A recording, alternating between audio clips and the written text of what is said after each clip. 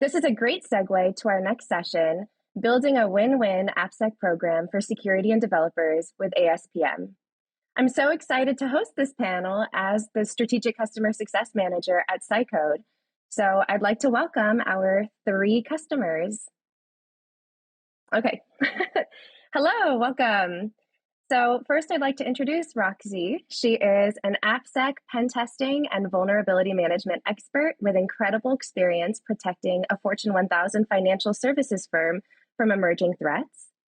Next, we have Itai, who is a security engineer extraordinaire at Okta with years of experience in application and cloud security and an offensive security perspective in developing security controls. And last but not least, we have Jamie, a skilled DevSecOps leader from the SCORE, also known as the platform that powers ESPN Bet, with a phenomenal track record in software and network security. So, Jamie, Itai, Roxy, I am so glad that you are joining us today. Welcome and thank you. Thank you. Thank you for having us. Yeah, of course. So just to start, I would love for everyone to go around and take a minute or two to talk a little bit about your AppSec background and how you got into this space, and maybe what excites you most. So Itai, maybe you'd like to go first. Yeah, sure. So hi, my name is Timegu, product security engineer at Okta. My background in application security is really about security automation and tooling, various parts of the SDLC, and I have exposure in different security domains in application and cloud security. I got into security through an insider and threat behavior analytics company when I graduated school a while ago, and that really sparked my interest in cybersecurity. From then on, I went about self-educating myself about cybersecurity, getting certifications, and just pursuing and building my career to where I am today. That's awesome. Roxy, would you like to go next? Yeah, sure. Hi, everyone. I'm Roxy.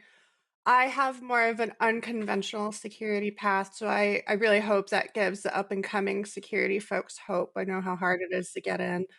I started my career in tech at 18 in the aerospace industry. I actually started in change management and worked my way up to until I was a manager. And I felt like I had hit a huge roadblock in my career and I really wanted more. The security team had known me from prior engagements, and I came highly recommended by other managers. I actually started off as a product security lead for embedded systems and applications. I love security, but I especially love the AppSec side of the house. Pen testing web applications was fun, and the ability to break things came very natural to me. When COVID hit, planes weren't flying, and I decided to leave the company I had been at for almost 13 years. And I transitioned from aerospace to a fairly popular bank and made my debut in the finance industry. I spent a year building their AppSec program and worked my way up to management again. Another financial company had reached out in 2021 and asked me to help build out their pen test, VM, and AppSec program, and that led me to where I am today. That's so inspiring. Thank you, Roxy. I love hearing stories of how you, like how people just kind of uniquely pinball their way into cybersecurity. No one would know, but my first job out of school was actually at an archaeological research group, sending Oh, archaeologists out very into the cool. field. Like, has nothing to do with what I do today.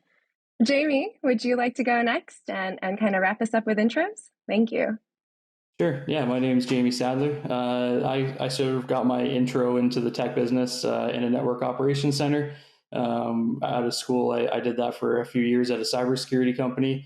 And after being there for a while, I realized there was a lot of parts of my job that I could automate. So I started digging in and automating parts of my job. That got noticed by the DevOps team there, and they brought me over to that team. And then as the industry evolved and buzzwords sort of started bubbling up, DevSecOps started coming around. So I helped build that team. And then eventually I moved to another cybersecurity company as a lead DevSecOps software developer. And then that built out to application security team being started, where eventually I built that team out and became the lead AppSec engineer. And then from that work, this is a span of almost 8 to 10 years. I was reached out to by someone at the score saying that they wanted to build an AppSec program. They loved my experience, wanted to chat, and the rest is history. Here I am. And I know you all are having a ton of fun out there right now. I hear that your team is wonderful, and it's a fun company to work with. Yeah, it's All right, interesting. let's It's dive into some interesting. of the let's dive into some of the questions. And I'd love for all three of you to chime in and answer this. Who do you think is primarily responsible for AppSec? Is it security? Is it developers? Is it both? Where does the responsibility lie, and where do you think it should lie? So Who security wants to is go first? everyone's responsibility. While security teams set the policies and oversee procedures and compliance, the developers also play a vital role in implementing secure coding practices and mitigating vulnerabilities during software development.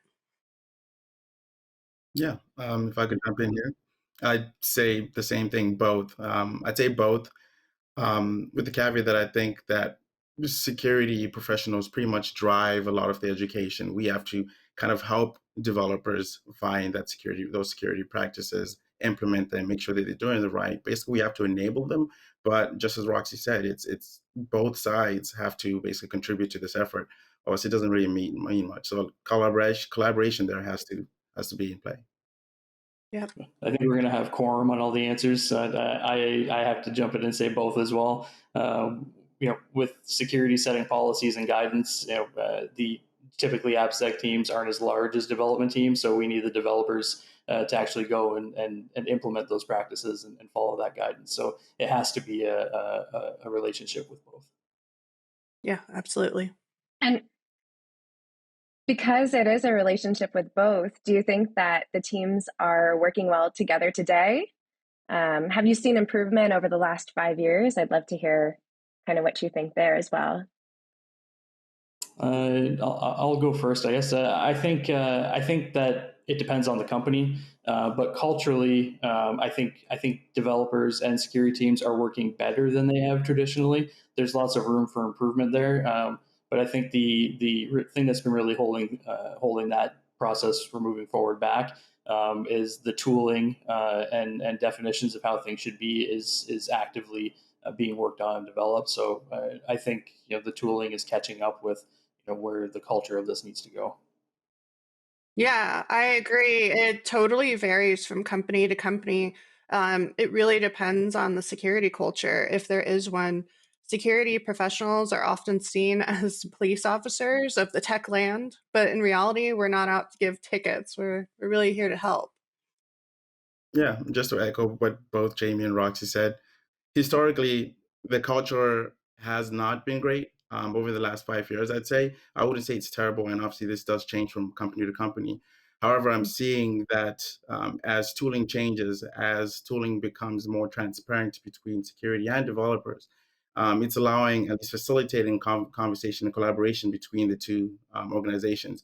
And that's really helping, you know, the mindset to really change for developers and providing more value for the organization as a whole.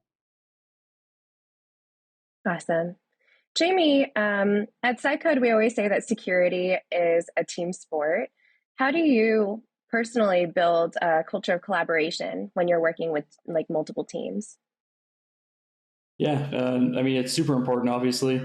I think some big points there to highlight are, that both teams, security, engineering, development teams, the objectives with the overall business need to align and have a shared purpose. And really, we want to, from that, encourage an understanding to security concerns, right?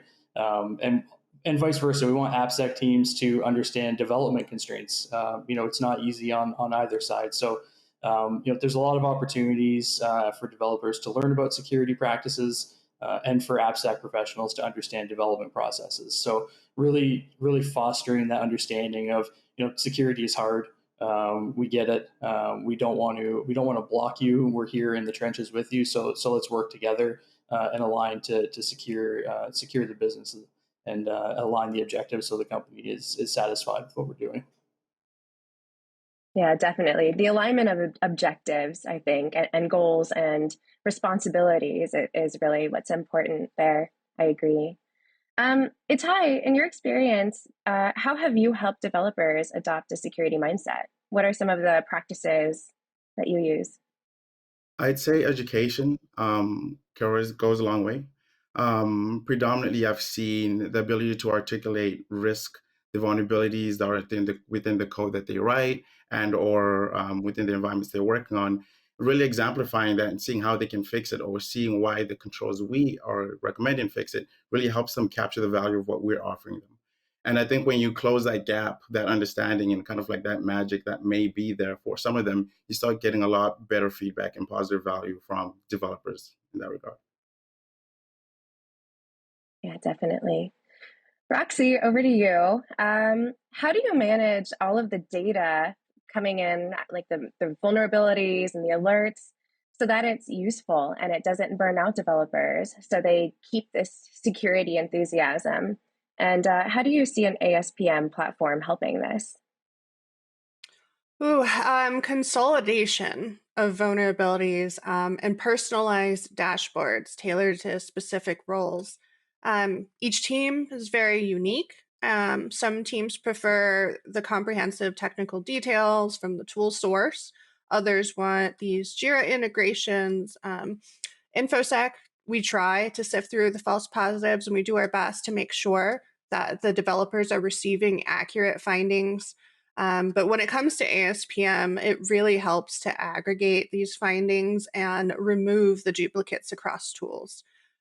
We have SAST, DAST, SCA, secret scanning. We have, just to name a few tools. You could have 4 more tools that you have to log into, and this doesn't even include the developers' tools, right?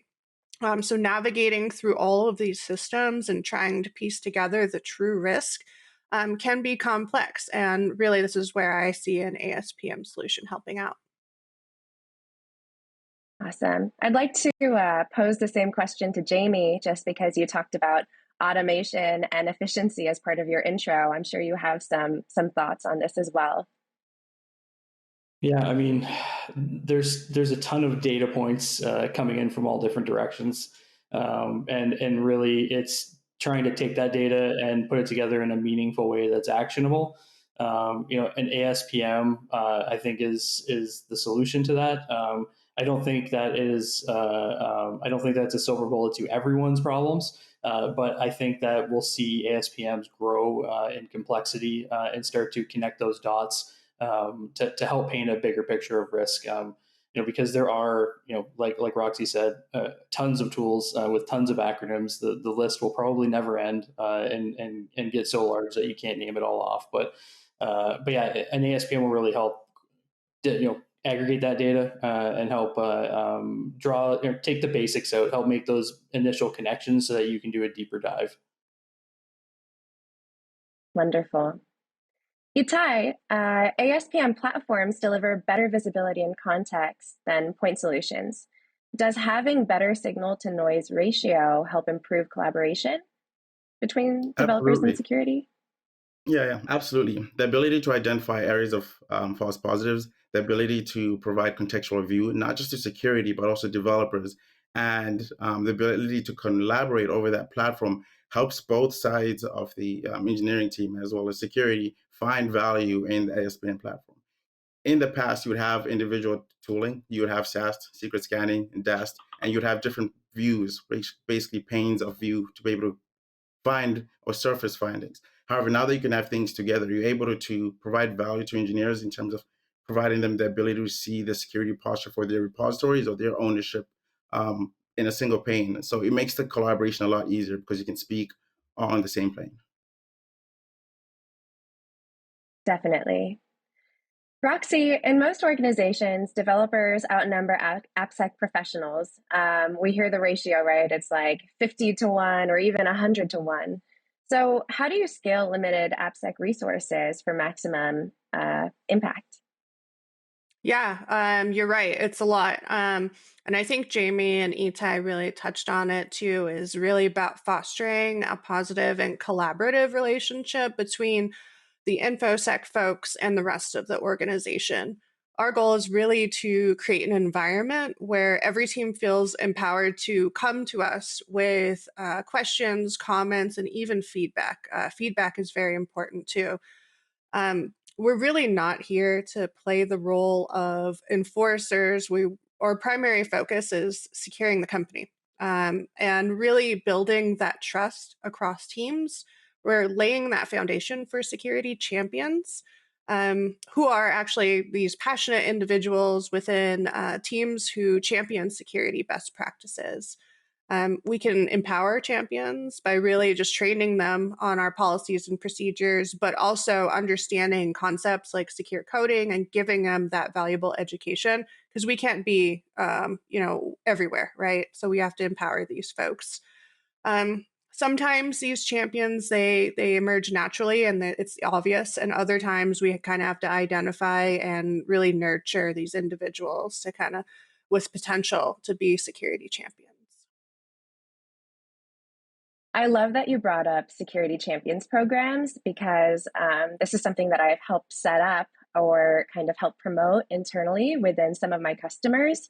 And I'm going off script here, but I'm curious, Itai and Jamie, do you have security champions programs at your companies, or have you worked with or established these in the past? Yeah, security champion programs provide a lot of value. We use them in multiple aspects over not just Okta, but even previous employers. And I find that they are a pretty good point of feedback for what the development teams want to see in SDLC controls, as well as just your application security program. And I think ideally, if every developer is a security champion, which is I think what most people try to strive for, um, most teams and most security programs to get the value that they're looking for. So, the security champion program, I think, is a step in the right direction in terms of getting the holistic and collaboration between security and development. Yeah, I agree. It's and at the score, the AppSec team is relatively new, so I haven't had a chance to build out our security champion program, but it is something that is actively being worked on.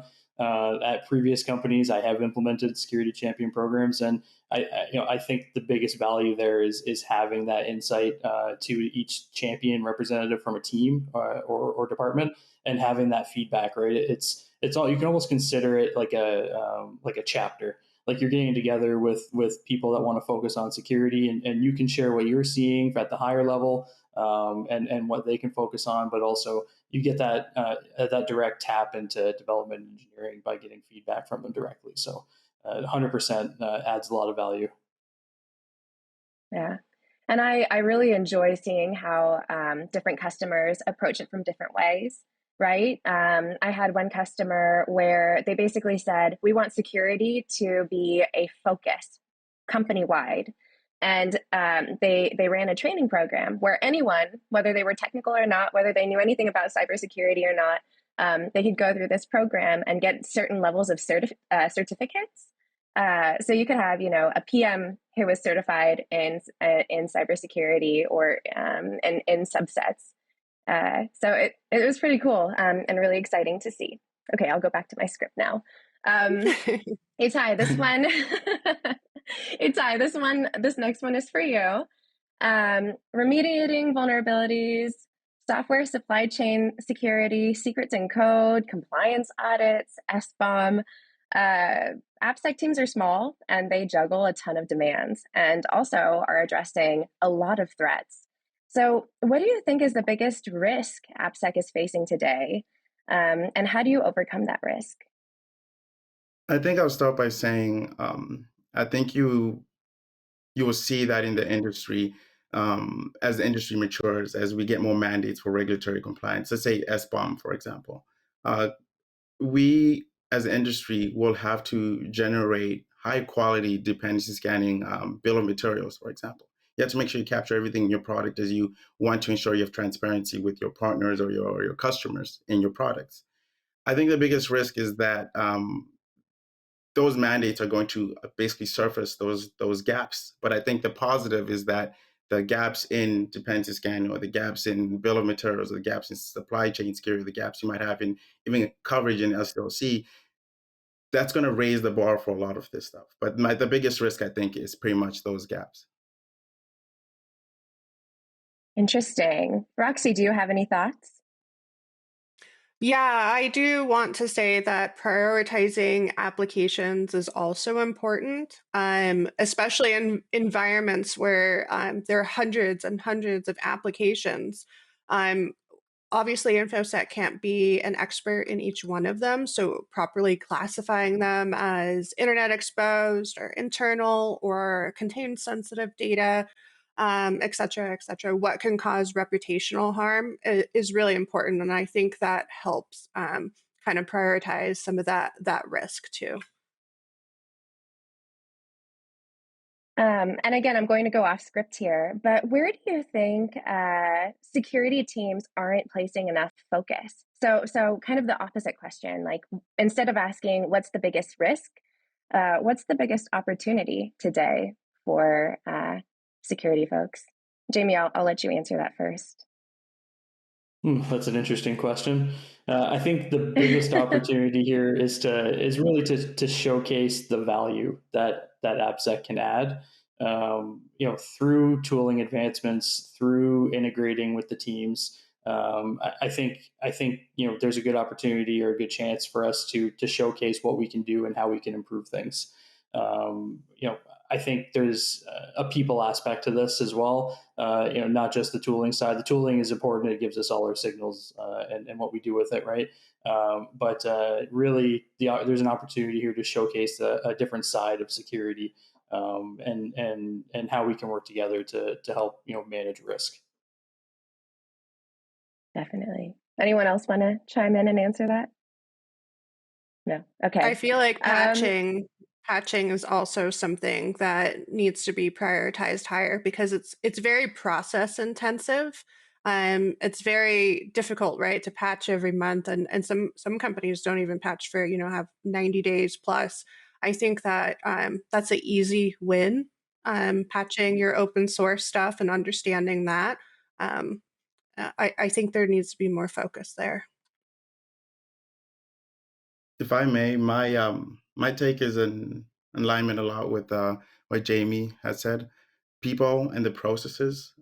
We have all this tooling that helps, and even ASPM that's now coming to kind of create a platform for collaboration and have a comprehensive contextual view of your security program. But the people and processes are still areas I think companies can improve upon. I would say that most or some organizations may still have silos between security and engineering, and that might create inefficiencies, if you will. So being able to close those out, being able to tie those functions and organizations together would, help, I think, improve the security as a whole. Ultimately, I think we're heading in the right direction. Absolutely. I think so. Even having entered into the field in the last couple of years, I can see how the culture is shifting and how the interest is growing. Absolutely. All right. My final question for the three of you. What is your advice to security leaders working to build a win-win AppSec program between security and developers where they're working together in collaboration and enthusiasm? And what role do you see ASPM playing in this in the future? Roxy, do you want to go first? Yeah, sure. So, as security leaders, it's really our goal to create a collaborative environment. And I know we've kind of been saying that over and over again throughout this conversation, but really a collaborative environment where security and development teams work hand in hand. It's about creating a culture of really open communication, mutual respect. Basically, don't be scared of InfoSec, right? Providing developers with the right training and resources is really a big key. We really want them to feel empowered, right, and to understand. As it relates to ASPM platforms, These platforms aim to provide good insights into an application security posture as a whole and not bits and pieces, right? We were talking about logging in the SaaS and DAST and SCA and IaaS and all the things, right? Really building that application context in one platform. Developers and securities, we both have a ton of tools. So to get that risk in a single place is really important. Totally. You really jogged my mind. I feel like some of my advice to security leaders would be right in alignment with what you said. And specifically, I was thinking of this idea of a healthy feedback culture, right? So instead of being afraid of InfoSec, if they send something to you and say, hey, we found something, can you please fix it? Just saying, oh, okay, code security is code quality. Like this does fall under my roles and responsibilities and what is my purpose for existence at this company, and just kind of taking it from there. So I think that baking some what's the word I'm looking for? Making sure that security professionals and developers have aligned objectives and goals so that it's not just security needs to address the fixes and developers are to develop code. They overlap, I think, is really important. Mm-hmm. And I've seen this with some CISOs and CTOs where they say top down, like, for 2 weeks, no one's going to write new code. Everyone's going to go out and fix things. And that's like, I haven't seen that often. That's like kind of a hot take, right? But it was really efficient. Very cool. Sorry, I'm rambling. But I just got to comment, Shauna, that I think as a security leader, I think as your job is to be security champion number one. Like you are the first security champion. So when you approach other leaders, your job is to sell it to them or to convince them that it's worth the investment, right? And having the tools like an ASPM, it's tangible, right? It's something that you can show other leaders and show them, the findings, the numbers, graphs, all kinds of things, and really pitch it to them as an investment that needs to be made. And so, yeah, I think really as a leader in the security space, you're almost the first security champion at the company, right? You're really trying to drive it home with the rest of leadership. Yeah, Yeah. totally. Just to echo what both Jamie and Roxy said, that's pretty much it. I'm for the mindset that the top-down approach is how security should be coming from, basically in an organization, and that really helps facilitate the acceptance of any other changes that may come. Sometimes these changes might be hard, and security might try their best to conform. Engineering might try their best to conform. But if you have buy-in from the top, it makes some of these let's say areas of friction a lot easier. If you can get collaboration, at least you can get buy-in from the top to then allow for that friction to be avoided as you're building out whatever effort it is you're going for. Definitely. All right. Well, we're coming up to the end of our discussion time, but I want to open the floor for any last minute thoughts, any last minute hot takes on ASPM. Does anyone have anything they want to throw out at the last minute that we didn't cover today? I'll just make a comment that I'm excited to see sort of where it goes from here.